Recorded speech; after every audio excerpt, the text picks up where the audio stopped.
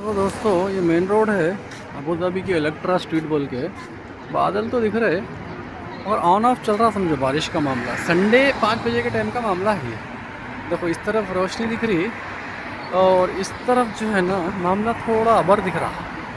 होती नहीं मालूम, मगर छींटे तो पड़ रहे। यहाँ थोड़ी बारिश कमी होती वैसे भी। 2 साल में मुश्किल से मैं 3 बार भी नहीं देखा हूँगा बारिश। बहरहाल ऐसा लग रहा है कि मौसम ठंडा ठंडा है। थोड़े थोड़े जो है ना खतरे पड़ रहे हैं। हो सकता है शायद बारिश थोड़ी बढ़ भी जाए। ठीक है ना दोस्तों, मस्त मौसम है इसलिए आप लोग को दिखा रहा हूँ। अल्लाह हाफिज़।